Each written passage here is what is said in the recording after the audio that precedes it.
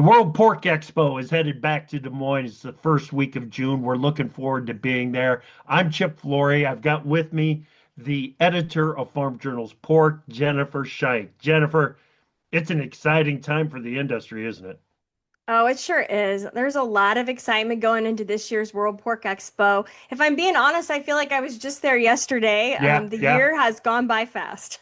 yeah, no doubt. And it seems like everybody kind of thinks, do I need to go back to is it's why should people go back? And if it's their first time, why should they make it their first time?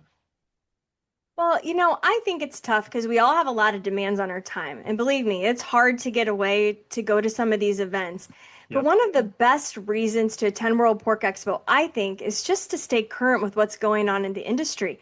Let's be honest, our industry is constantly changing, and we are one of the fastest paced, segments of agriculture. And so I think being able to be a part of the conversations that take place, whether it's on the trade show floor or out underneath the trees at the tents, that's the place where we get to answer that what's new or what's going to be next question that I think is Yep. so critical for us to be, keeping at the forefront of our mind at all times. So, Yeah. that's why I think that you should keep going back year after year. And the thing is, people can keep up with what's going on in the industry by going to porkbusiness.com. We know that. But the opportunity to get into a conversation about some of the big issues that are in the industry, whether it be on the production side, the market side, or the policy side, this is where all that happens. It absolutely is. And they're always unexpected. I just think about myself and I can have this big agenda of all the things that I hope I'm going to accomplish during the week. But it's those unexpected conversations, the things I wasn't planning for, those are sometimes the places where the real stuff happens, to an even greater degree. And so, I recommend that people take advantage of that opportunity to network. Maybe it's going to a Yep. session and striking up a conversation with one of the speakers afterwards, or maybe it's just actually engaging with the people who have the different booths in the trade show, Yeah. and just kind of picking their ear on some topics. So Yeah. there's so many ways that you can engage. Just don't miss those opportunities while you're Right. there. Yeah, there's so many opportunities to benefit from the information and to leverage other people's knowledge that are at World Pork Expo. You've been going to World Pork Expo longer than I have. I've been 5 times, maybe something like that. But one thing that I've noticed when you are at the World Pork Expo, you've got several hats that you're wearing. People are trying to network with you, trying to get some time with you. And then you're also running around as a reporter, trying to provide coverage of this industry event for the industry. So look back over the years here a little bit and try to pull out a story or two that you really remember from Pork Expo. Oh, you know, I've just been a little, oh, what's the word? Nostalgic lately, thinking about all the World Pork Expos. Because if I can be honest, I started going to World Pork Expo when I was a kid. I remember going um, when I was attending horse shows that were taking place then, and I would head over to the World Pork Expo and check out the booths and the trade show stuff. I knew that I loved animal science and kind of ate all that up. But I also remember, some of the early years when I was working for the National Swine Registry and I ran the junior Yeah. show that took place there and tried to find ways to connect those young people to what was going on over in the Varied Industries building. And as a writer, probably the most special stories have been some of those stories I wasn't looking for, like I said. Last year, I got to write a story about some guys that are set up there with United Animal Health cooking at the grill. And, Yeah. at surface level, it's just guys grilling meat, right? No big deal. But it is a big deal. The conversations that take place, the connections and the friendship those guys have shared over the years, how they've helped themselves get through some of the hardest times and some of the best times of their lives.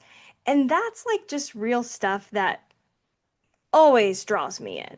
Oh, Always draws yeah. You know, people talk about one of the big reasons to go to the expo is for the food. I look at it a little bit differently. Hey, I'm not going to turn away a plate of ribs. Don't get me wrong. But it is about the end product. And Mhm. that end product is what we put on the plate and put in front of consumers. And some of the innovation that is taking place on the cooking side with the chefs that are there and coming up with new uses for pork, especially ground pork, the past Mhm. few years, Jennifer, that has been such a focus, and they have they have turned out some fantastic dishes. That's one of the things that Mhm. I think about when I'm walking around the grounds down there looking at the demand development that is happening there at the World Pork Expo. Oh, for sure. I mean, and I think it's so fun because, yeah, the National Pork Board has a great tent and they always do some fun things. So we ate a lot of different, unique items there last year, just things that maybe I wouldn't necessarily expect at World Yep. Pork Expo even. You expect things on the grill, you smell some chops, ribs, all that stuff, lots of bacon, but they had some unique items, but there's also so many cool things under the tents. And I don't always get a Yep. chance to spend a lot of time out there. But I tell you what, the handballs at Ralco's tent are just like to die for. So I don't know if they're going to have them this year, but they are so good that I cannot resist finding a way to get lost for a little while and sneak over there to get those. So, Yeah. um, you know, Well, take me along with you this time, okay? okay, I'll bust Yeah. you out. I'll bust you Yeah. out. But I know you're going to be busy. You've got a big schedule yourself going on. Yep. What are you going to be doing at World Pork Expo this year? And what do people need to make sure they stop by and watch? Yeah, well, I'm not going to try to pretend that I put this together all myself because you have done a wonderful job putting together an agenda for us to cover at World Pork Expo. We're going to be talking about the state of the industry report. Get your crew together and talk about the state of the industry. We're going to talk about the new tagline of the pork board. I'm looking forward to that and trying to gain a better understanding of exactly what they're doing with that. So I'm hey, and I'm gonna eat. You're going to eat. I'm not fooling anybody. I'm heading over to the Iowa pork tent there for a while to catch up with some friends Mhm. at the pork tent as well. What about you? What advice have you got for people that are gonna be in Des Moines? Well, I do have a little bit of advice. I've thought of a couple things.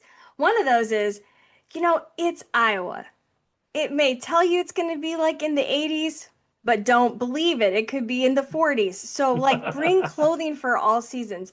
I can't tell you how many stories I've heard of people who are walking around in these, kind of goofy outfits because it's the only thing they could find that was left to buy that had long sleeves. So, bring layers. That's my bit of mom advice. Come hungry because you're going to eat so much. You don't eat breakfast.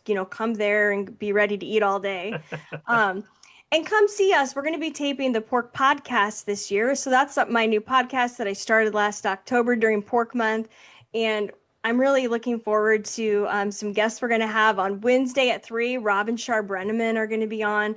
Uh, I grew up in Washington, Iowa, where they're from. So we've got kind of a fun history, but they are absolutely doing some amazing things in the pork industry today. So it'll be fun to pick their brains.